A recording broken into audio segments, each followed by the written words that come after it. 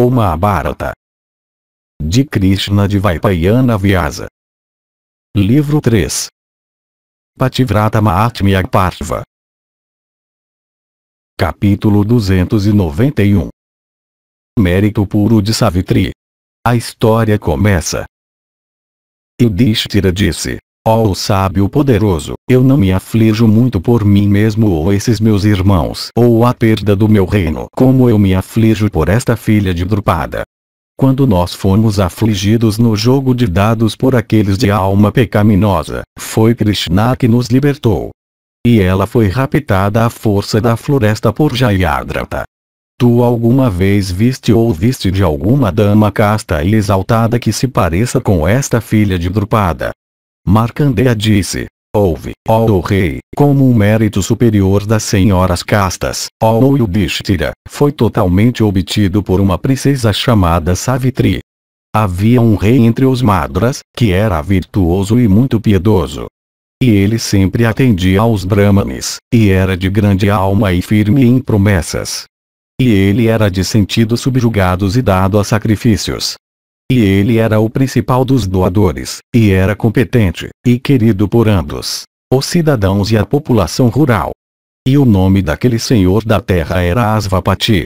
E ele estava concentrado no bem-estar de todos os seres. E aquele monarca clemente de palavras sinceras e sentidos subjugados não tinha herdeiros. E quando ele envelheceu, ele foi tomado pela aflição por isso. E com o objetivo de criar prole, ele praticou votos rígidos, e começou a viver de alimentação frugal, recorrendo a um modo de vida brahmacharya, e reprimindo seus sentidos. E aquele melhor dos reis, oferecendo diariamente 10.000 oblações ao fogo, recitou mantras em honra de Savitri, também chamada Gayatri, a esposa de Brahma, e comia moderadamente na sexta hora. E ele passou 18 anos praticando esses votos. Então, quando os 18 anos estavam completos, Savitri ficou satisfeita com ele. E, ó rei, emergindo com grande deleite, em forma incorporada, do fogo Agniotra, a deusa se mostrou àquele rei. E empenhada em conferir bênçãos, ela falou estas palavras para o monarca: eu estou satisfeita, ó rei, com as tuas práticas brahmacharya, tua pureza e autodomínio e observância de votos, e todos os teus esforços e veneração. Ó rei poderoso, ó Asvapati, pede a bênção que tu desejas. Tu jamais deves, no entanto, mostrar algum desrespeito pela virtude. Nisto Asvapati disse: é com o desejo de obter virtude que eu estou engajado nesta tarefa. Ó deusa, que muitos filhos dignos da minha linhagem nasçam para mim. Se tu estás satisfeita comigo, ó deusa, eu peço este benefício. Os 2 vezes nascidos me asseguraram de que existe grande mérito em ter filhos. Savitri respondeu: ó rei, tendo já sabido dessa tua intenção, eu falei àquele senhor, o avô, acerca dos teus filhos. Pelo favor concedido pelo alto criado, nascerá rapidamente para ti sobre a terra uma filha de grande energia. Não cabe a ti replicar. Bem satisfeita, eu te digo isso por ordem do avô. Markandeya disse, tendo aceitado as palavras de Savitri e dizendo: que assim seja, o rei novamente a gratificou e disse: que isso possa acontecer logo. Após Savitri desaparecer, o monarca entrou em sua própria cidade. E aquele herói começou a viver em seu reino, governando os seus súditos justamente. E quando algum tempo tinha passado, aquele rei, cumpridor de votos, gerou prole em sua rainha mais velha, dedicada à prática de virtude. E então, ó touro da raça Bharata, o embrião no útero da princesa de Malava cresceu como o senhor das estrelas nos céus durante a quinzena clara. E quando chegou o momento, ela deu à luz uma filha dotada de olhos semelhantes ao lótus. E aquele melhor dos monarcas realizou alegremente as cerimônias usuais em nome dela. E porque ela tinha sido concedida com alegria pela deusa Savitri em virtude das oblações oferecidas em honra daquela deusa, ambos, seus pais e os Brahmanes, a chamaram de Savitri. E a filha do rei cresceu como a própria rei em forma incorporada. E no devido tempo aquela donzela alcançou a puberdade. E vendo aquela moça graciosa de cintura fina e quadris largos, e parecendo uma imagem dourada, as pessoas pensavam, nós recebemos uma deusa. E subjugado por sua energia ninguém podia se casar com aquela moça de olhos como folhas de lótus, e possuidora de um esplendor ardente. E aconteceu que uma vez na ocasião de um parva, tendo jejuado e banhado sua cabeça, ela se apresentou perante a divindade da família e fez os brahmanes oferecerem oblações com os ritos devidos, ao fogo sacrificial. E pegando as flores que tinham sido oferecidas para o deus, aquela dama, bela como a própria Rei, foi até seu pai de grande alma. E tendo reverenciado os pés de seu pai, e oferecido a ele as flores que tinha trazido, aquela moça de graça excelente, com mãos unidas, permaneceu ao lado do rei. E vendo sua própria filha parecida com uma donzela celeste, chegada à puberdade, e não solicitada pelas pessoas, o rei ficou triste.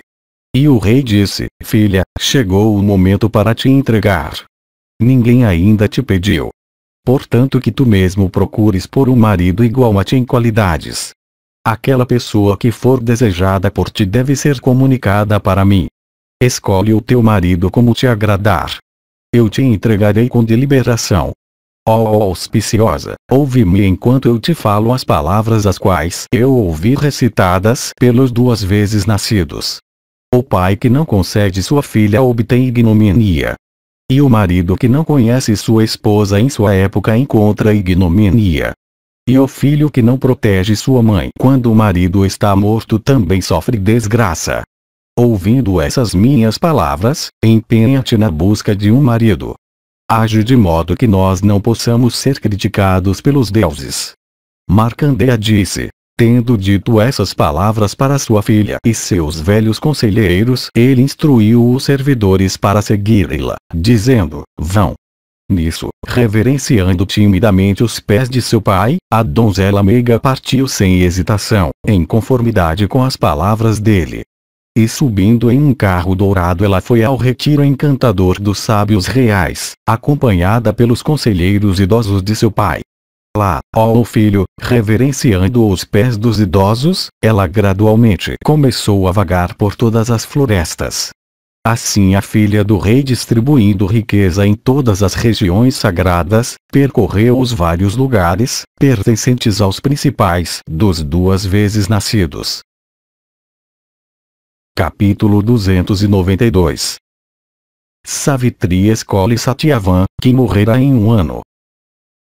Markandeya continuou. Em uma ocasião, ó Bharata, quando aquele rei, o senhor dos Madras, estava sentado com Narada em meio à sua corte, engajado em conversação, Savitri, acompanhada pelos conselheiros do rei, chegou à residência de seu pai depois de ter visitado várias regiões e retiros sagrados. E vendo seu pai sentado com Narada, ela reverenciou os pés de ambos por inclinar sua cabeça. E Narada então disse, para onde esta tua filha foi? E, ó rei, de onde também ela vem? Porque também tu não a entregas a um marido, agora que ela chegou à idade da puberdade? Asvapati respondeu, dizendo, certamente foi neste mesmo assunto que ela foi enviada, e ela retorna agora de sua busca. Ó sábio celeste, ouve dela mesma sobre o marido que ela própria escolheu. Markandeya continuou. Então a donzela abençoada, mandada por seu pai com as palavras, conta tudo em detalhes, considerou aquelas palavras de seu pai como se elas fossem as de um deus, e falou a ele desta maneira. Havia, entre os salvas, o rei Kshatriya virtuoso conhecido pelo nome de Dilmatsena. E aconteceu que com o decorrer do tempo ele se tornou cego. E aquele rei cego possuidor de sabedoria teve um filho único. E ocorreu que um velho inimigo, residindo na vizinhança, se aproveitando do infortúnio do rei, privou de seu reino. E então o monarca, acompanhado por sua esposa carregando um filho em seu peito, entrou nas florestas. E tendo se retirado para as florestas, ele adotou grandes votos e começou a praticar austeridades ascéticas. E seu filho, nascido na cidade, começou a crescer no eremitério. Aquele jovem, adequado para ser meu esposo, eu aceitei em meu coração como meu marido. A essas palavras dela Narada disse: Pai, ó rei, Savitri cometeu um grande erro, já que, sem saber, ela aceitou como marido Satyavan de qualidades excelentes. Seu pai fala a verdade e sua mãe também é sincera em suas palavras. E é por isso que os Brahmanes chamaram o filho de Satyavan. Em sua infância ele tinha grande alegria em cavalos, e costumava fazer cavalos de argila. E ele costumava também desenhar imagens de cavalos. E por isso aquele jovem é às vezes chamado pelo nome de Chitrasva. O rei então perguntou: e o príncipe Satyavan, que é devotado ao seu pai, é dotado de energia e inteligência e perdão e coragem? Narada respondeu, dizendo: em energia Satyavan é como o sol, e em sabedoria como Vrihaspati. E ele é corajoso como o Senhor dos Celestiais e clemente como a própria terra. Asvapati então disse: e o príncipe Satyavan é generoso em doações e dedicado aos Brahmanes. Ele é bonito e magnânimo e atraente de contemplar. Narada disse: em concessão de doações de acordo com seu poder o filho poderoso de Dilmatsena é semelhante ao filho de Sankritihantideva. Em veracidade de palavras e devoção aos Brahmanes ele é como Sivi, o filho de Usinara. E ele é magnânimo como Yayati, e belo como a lua. E em beleza corporal ele é como um ou outro dos gêmeos Asvins. E com sentido sob controle ele é meigo, e corajoso, e sincero. E com paixão sob submissão ele é devotado aos seus amigos, e livre de malícia imodesto e paciente. De fato, falando brevemente, aqueles que são possuidores de grande mérito ascético e têm caráter elevado dizem que ele é sempre correto em sua conduta e que a honra está firmemente assentada em sua fronte. Ouvindo isso Asvapati disse: ó sábio venerável, tu me disseste que ele é possuidor de todas as virtudes. Agora fala-me dos seus defeitos se, de fato, ele tem algum. Narada então disse: ele tem só um defeito que subjugou todas as suas virtudes. Esse defeito não pode ser vencido nem pelos maiores esforços.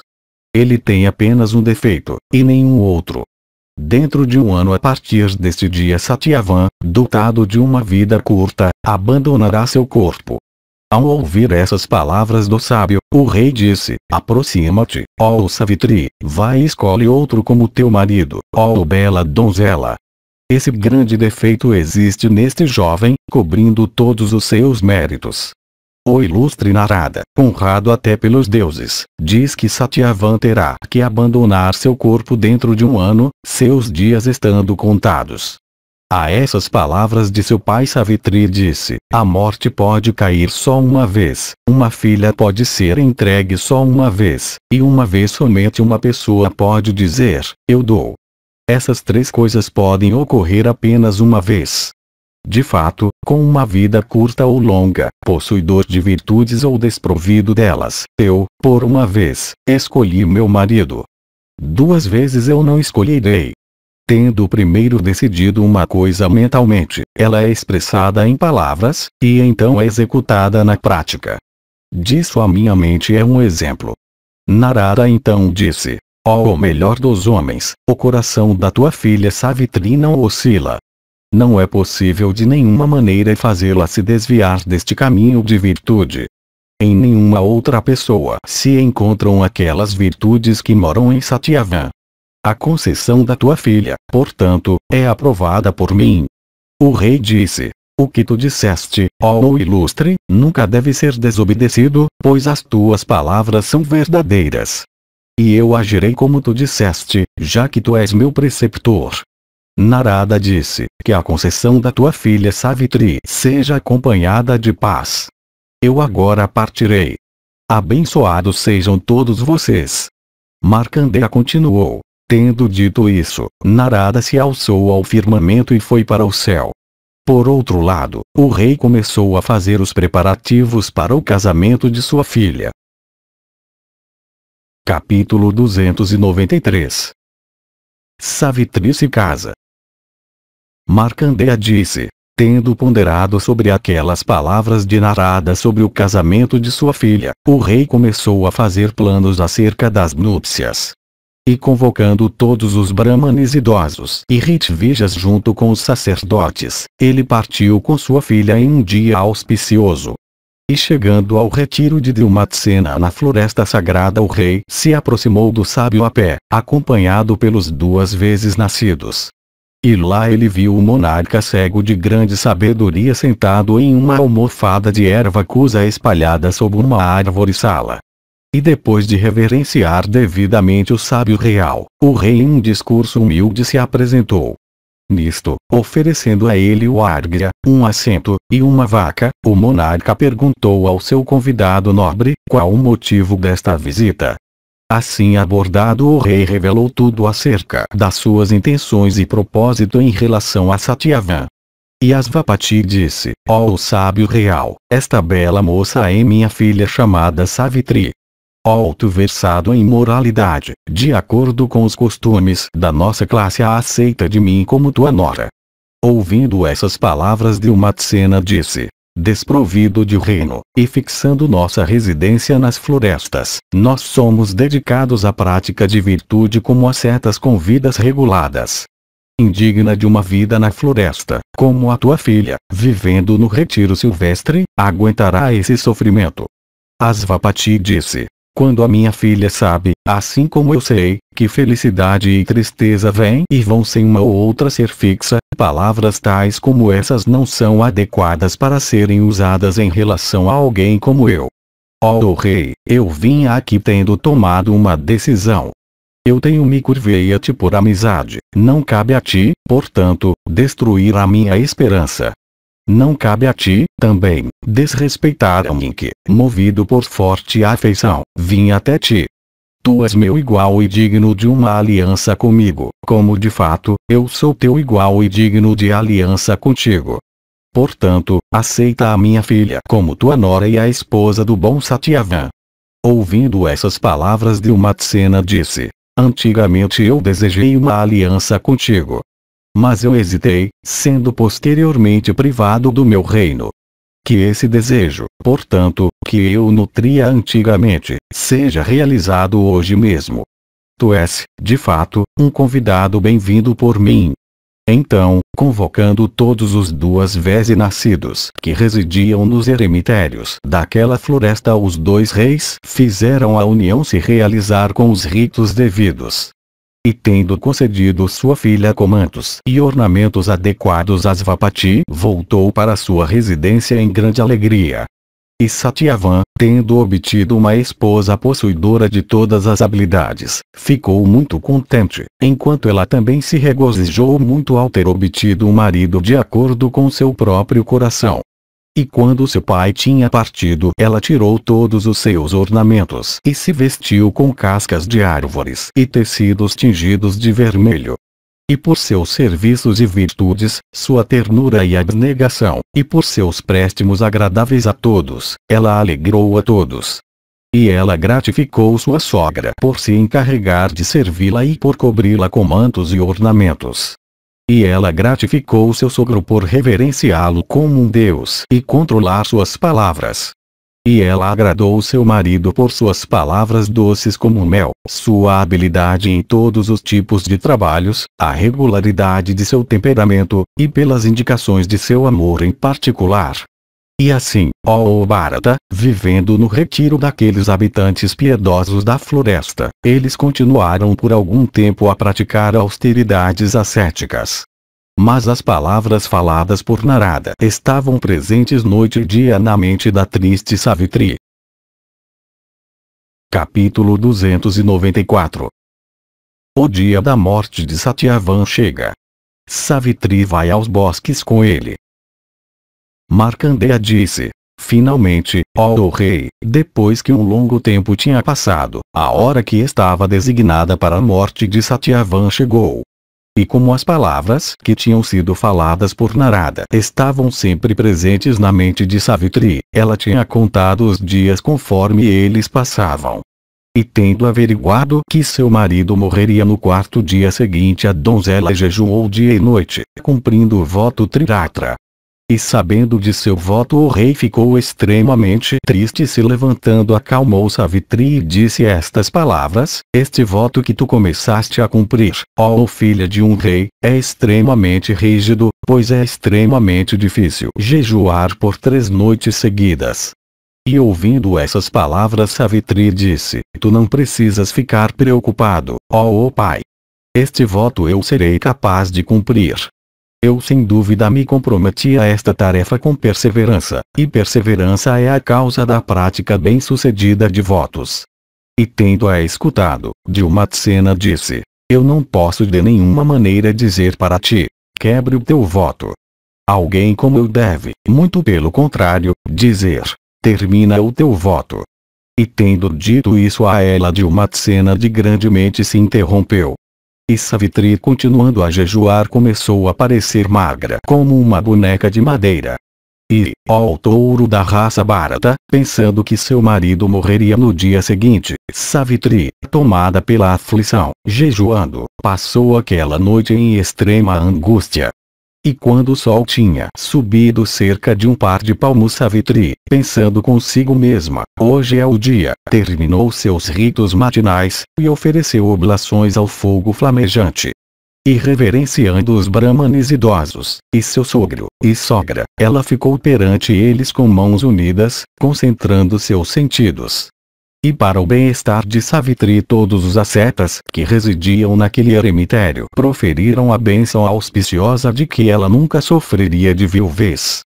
E Savitri, imersa em contemplação, aceitou aquelas palavras dos ascetas, dizendo mentalmente, que assim seja.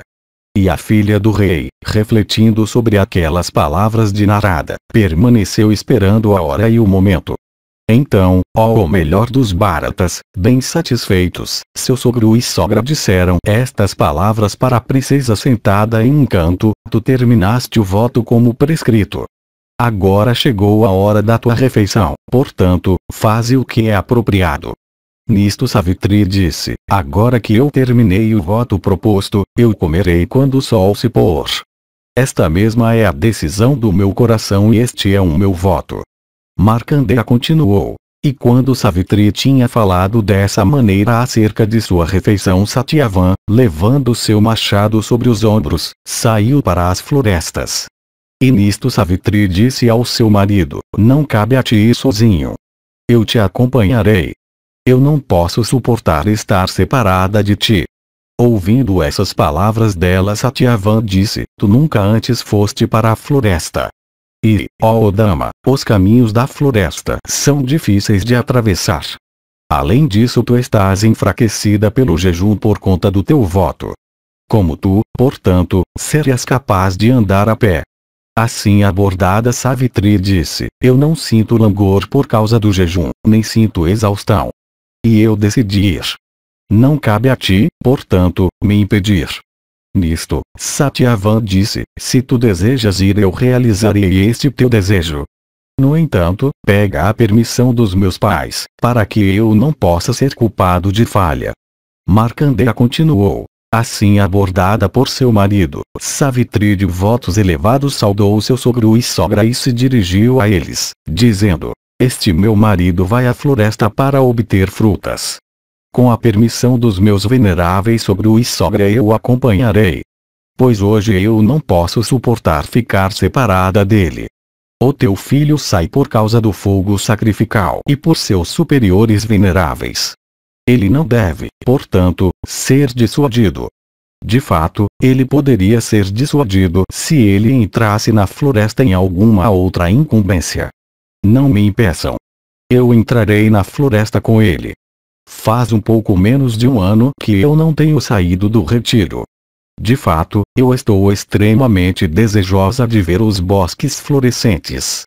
Ouvindo essas palavras, Dilmatsena disse: desde que Savitri foi entregue por seu pai como minha nora, eu não me lembro de ela alguma vez ter falado quaisquer palavras formulando um pedido. Que a minha nora, portanto, tenha o seu desejo neste assunto. No entanto, ó filha, ajás de modo que o trabalho de Satyavan não seja negligenciado. Markandeya continuou. Tendo recebido a permissão de ambos, a ilustre Savitri saiu com seu marido, em aparência sorridente, embora seu coração estivesse atormentado pela dor. E aquela senhora de olhos grandes foi em frente, contemplando bosques pitorescos e encantadores habitados por bandos de pavões. E Satyavan disse docemente para Savitri: contempla estes rios de correntes sagradas e estas árvores excelentes enfeitadas com flores. Mas a impecável Savitri continuava a olhar atentamente para seu marido em todos os seus ânimos, e se lembrando das palavras do sábio celeste, ela considerou seu marido como já morto. E com o coração partido em dois, aquela donzela, respondendo para seu marido, suavemente o seguiu esperando aquela hora.